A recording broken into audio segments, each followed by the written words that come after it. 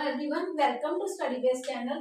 हम लोग कर रहे हैं अपनी करंट अफेयर सीरीज, लेकिन आज मैं करंट अफेयर का कोई टॉपिक जो हम रेशियो जो हम रिपोर्ट्स और इंडेक्सेस ले रहे थे उसको थोड़ा सा मैं डिले करके आज मैं हिस्ट्री लेके आई हूँ। क्यों लेके आई हूँ? क्योंकि हम जो भी आज के टाइम में करंट अफेयर कर रहे हैं वो किसके रिलेटेड है? वो है स्टैटिक, जो हमारे कॉम्पिटिटिव एग्जाम का ट्रेंड बन गया आजकल के क्वेश्चन आंसर का, वो है स्टैटिक प्लस करंट। तो इसलिए मैं पहले स्टैटिक करवाने की आपको थोड़ा सा कोशिश करूंगी ताकि हम जो करंट अफेयर करें तो उसमें हमें बेसिक में ना जाना पड़े, one liner current affair read करें ताकि उससे हमारा सारा कंसेप्ट क्लियर हो जाए। हिस्ट्री जो सोर्सेज है ये मैंने लिए all NCERT plus advance book सारी। एशियन हिस्ट्री जो लिया मैंने सतीश चंद्रा से, modern history as usual spectrum bible of the history बोला जाता है, मेडिवल हिस्ट्री लिया मैंने एडवांस बुक से। इन सब का कंपाइलेशन करके मैं with the help of flow chart हम लोग आज हिस्ट्री डिस्कस करेंगे। और बिलीव मी ये ऐसी हिस्ट्री होगी जो आपने बहुत रेयर, मैं ये नहीं कह रही कि आपने नहीं देखी होगी, डेफिनेटली देखी होगी, लेकिन मैंने कुछ नए तरीके से हिस्ट्री करने की कोशिश की है। तो लेट्स सी कि वो करते हैं। और इस हिस्ट्री के करने के बाद आई एश्योर यू कि जो क्रैमिंग मेथड है, जो हिस्ट्री की डेट्स हम याद करते हैं, उसकी वो जो फैशन चल रहा है कि हिस्ट्री के क्रैमिंग कर लें, डेट्स याद कर लें, उसकी नीड नहीं पड़नी, क्योंकि हम with the help of mind map and flow chart सारी हिस्ट्री सेकंड्स में कर लेंगे और हिस्ट्री एक मूवी की तरह करेंगे। Let's start. सबसे पहले स्टार्ट करते हैं कि हिस्ट्री है क्या। What is history? हिस्ट्री है branch of knowledge deal with past event. ऐसी नॉलेज की ब्रांच जो हमें डील करती है, जो हमें बताती है कि पास्ट में क्या हुआ है और उससे हम क्या सीख सकते हैं, उसे हिस्ट्री कहा जाता है। History is a branch of knowledge deal with past event. अब हिस्ट्री एक्चुअली जो हिस्ट्री है ये बनी कैसे, ये कंसेप्ट आया कहाँ से? हमें भी पता है कि हम हर चीज को इजी वे में करने की कोशिश करते हैं।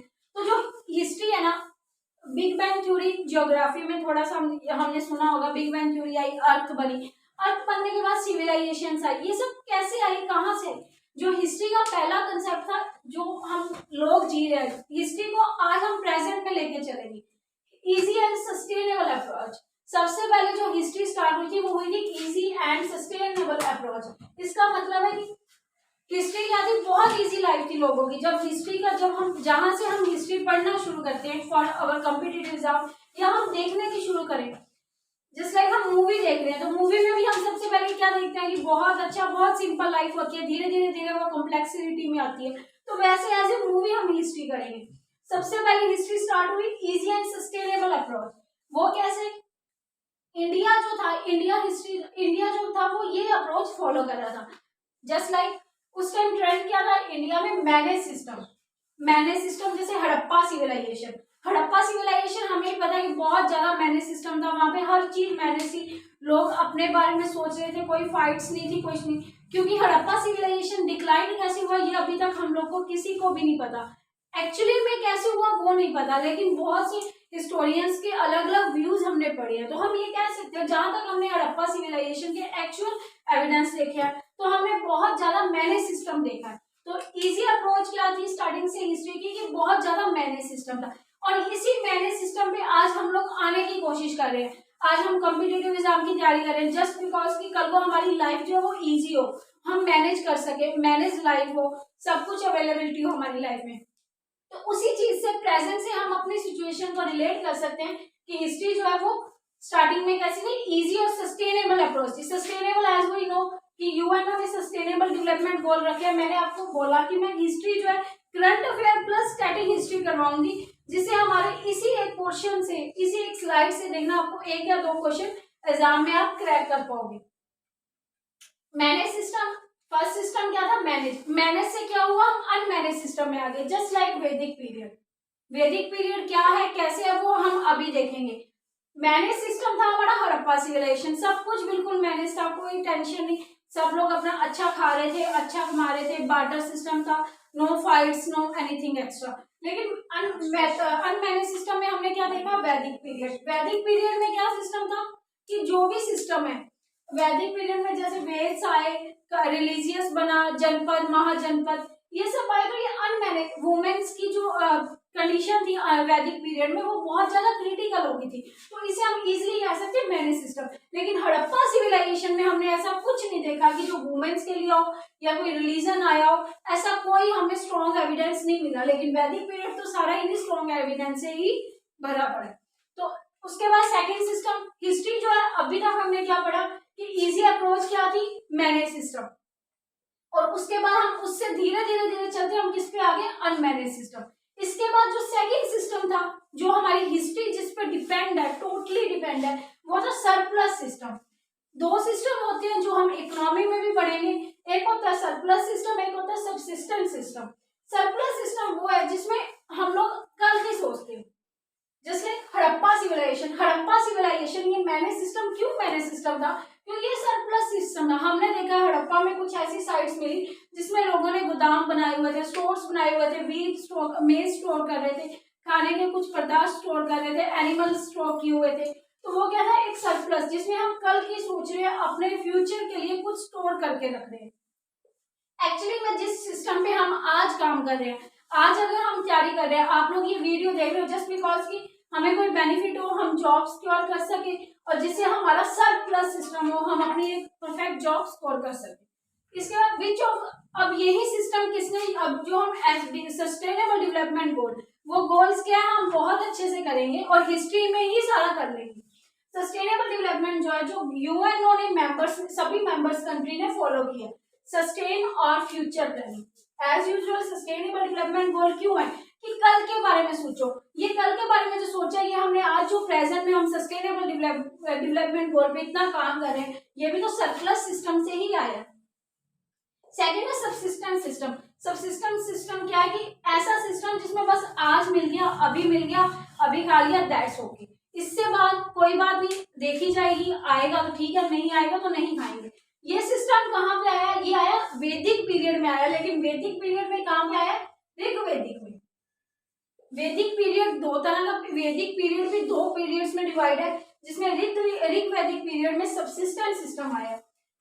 पहली सिविलाइजेशन जो थी वो मैनेज सिस्टम थी। अब हमें पता है सिविलाइजेशन क्या होता है, जहाँ पे बहुत से अलग अलग कैटेगरी के लोग रह रहे हैं, सिविलाइजेशन, अर्बनाइजेशन हो रही है, जहाँ पे लोग रह रहे हैं। अब एक चीज और, हाँ इंडिया, हम इंडिया हिस्ट्री कर रहे हैं, वर्ल्ड कितनी सिविलाइजेशन थी टोटल एक ही टाइम में, वो हम आगे देखेंगे।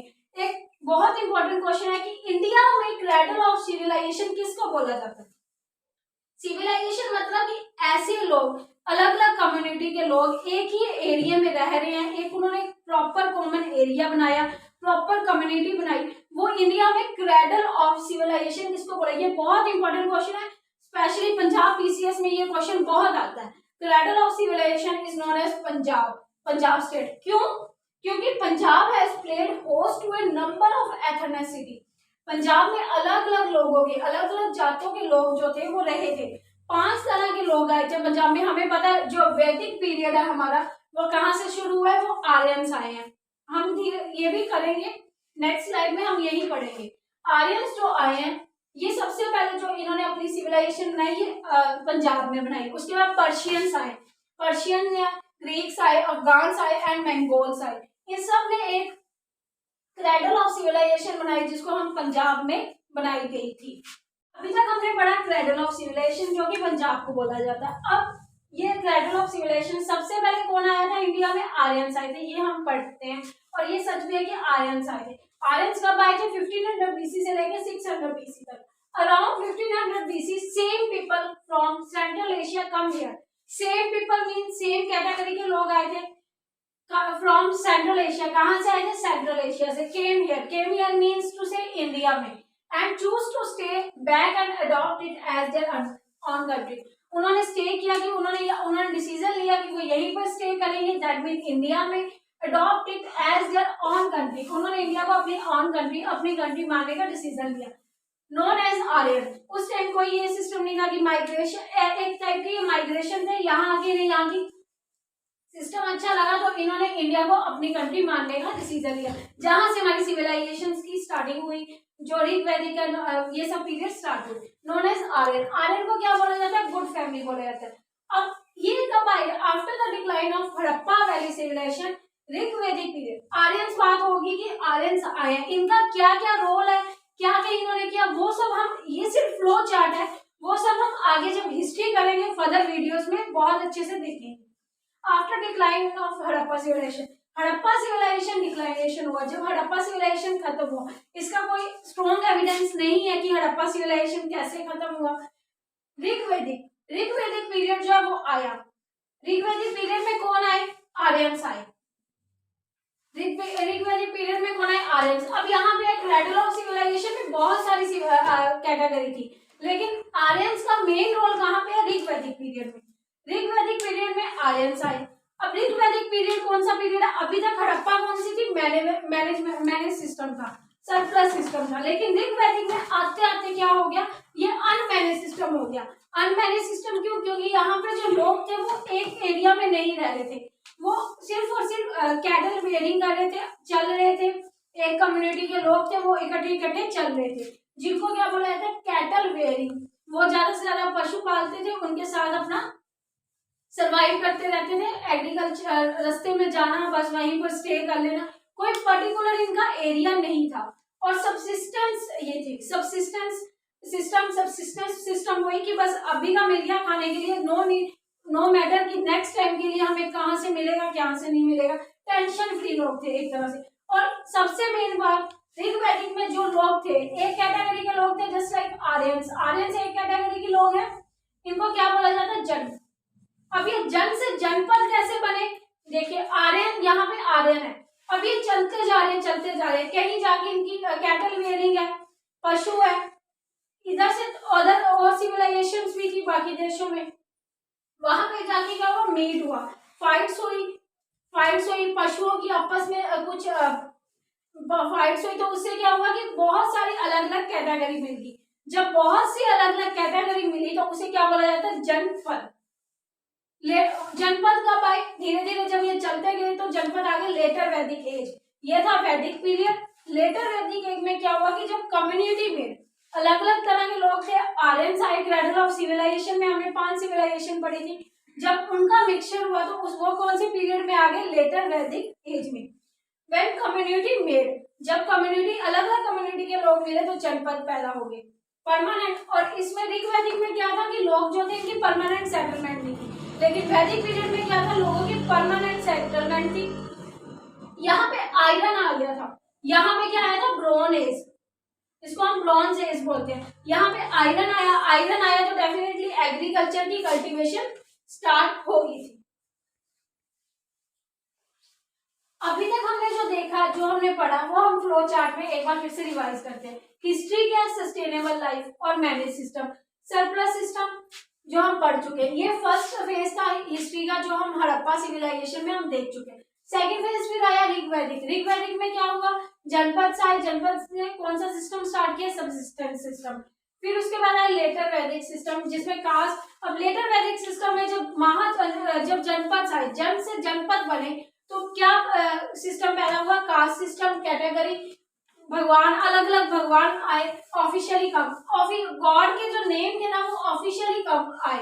एक्चुअली ऋग्वैदिक पीरियड में भगवान थे, लेकिन ये लोग किसको बिलीव करते थे, नेचुरल गॉड को, जैसे इंद्र हो गया, सूर्य हो गया। यहाँ पे क्या हुआ कि इन्होंने भगवान के ऑफिशियल नेम बता दिए, और यहाँ पे क्या था, जो लोग काम कर रहे थे ना, वो हम देखेंगे, जो लोग काम कर रहे थे वो अपनी मर्जी से कर रहे थे, वो किसी भी काम में सफल कर सकते थे।